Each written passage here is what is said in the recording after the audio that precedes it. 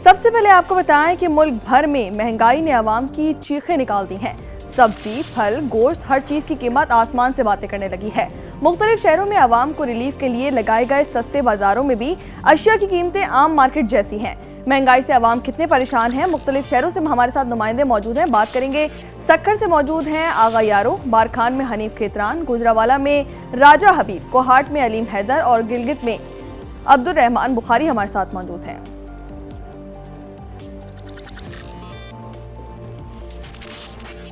सबसे पहले अब्दुल रहमान की तरफ चलते हैं। जी अब्दुल रहमान, बताइएगा क्या कीमतें हैं चीज़ों की? जी, अगर हम गिलगित बल्तिस्तान की बात करें तो गिलगित बल्तिस्तान में अशियाए खुर्दनोश की कीमतों में कई गुना जो है वो इजाफा देखने में आ रहा है।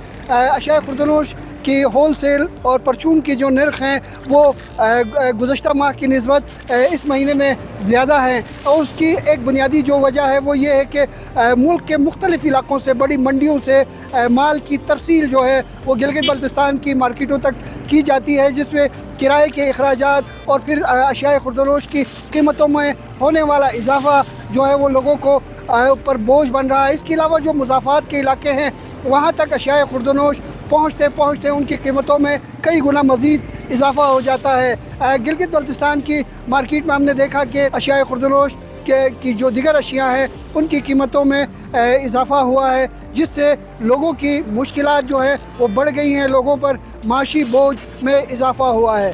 जी, सक्खर का रुख करेंगे। आगा यावर, बताइएगा क्या सूरत हाल है कीमतों की? जी बिल्कुल, महंगाई की दुहाई हर तरफ दे रही है सुनाई। इस वक्त अगर हम बात करें सब्ज़ियों की कीमतों की, तो सब्ज़ियों की कीमतें आज भी किसी तौर पर कम नहीं दिखाई दे रही।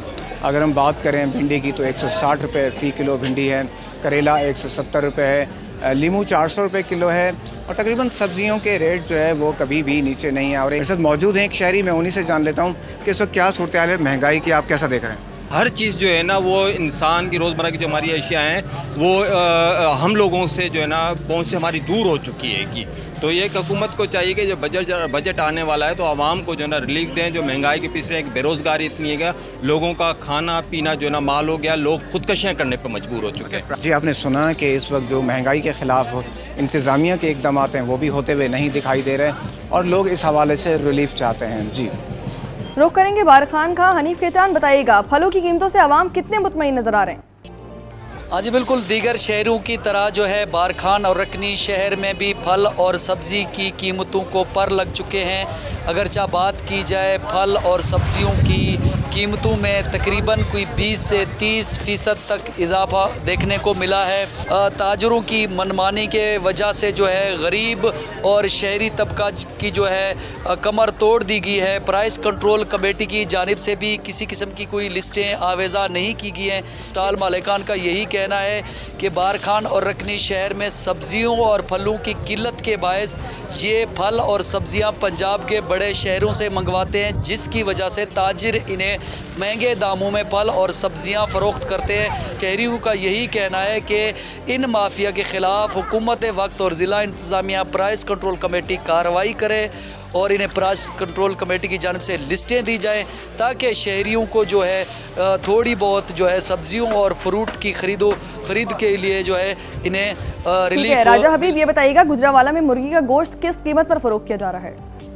जी बिल्कुल, तमामतर दावों और इक़दाम के बावजूद ज़िला इंतज़ामिया मुर्गी के रेट को नीचे लाने में नाकाम नज़र आ रही है। जो पोल्ट्री माफिया है वो मनमानियाँ कर रही है। यहाँ पर हर दुकानदार जो है वो अपनी मर्जी से मुर्गी का गोश्त है वो फरोख्त कर रहा है। अब पोल्ट्री माफिया को खुली छुट्टी दे दी गई है कि वो अपनी मर्जी से जो है वो रोज़ाना गोश्त का रेट जो है वो निकाले। यहाँ पर जो दुकानदार है उनका यही कहना है कि अगर मुर्गी का रेट ज़्यादा होता है तो उन्हें नुकसान होता है, अगर मुर्गी का रेट कम होगा तो क्योंकि फिर मुर्गी की गोश्त की जो है वो फ़रोख्त ज़्यादा होगी तो उनको फ़ायदा होगा। यहाँ पर मुर्गी के गोश्त की कीमतों में इजाफे के बाद जो है वो यहाँ पर जो लोग हैं उनका यही मुतालबा है कि इंतज़ामिया जो है वो मुर्गी के रेट को कंट्रोल करने के लिए मौसर इक़दाम करे। लेकिन इंतज़ामिया यही कहती है कि किसी को ओवर चार्जिंग नहीं करने दी जाएगी।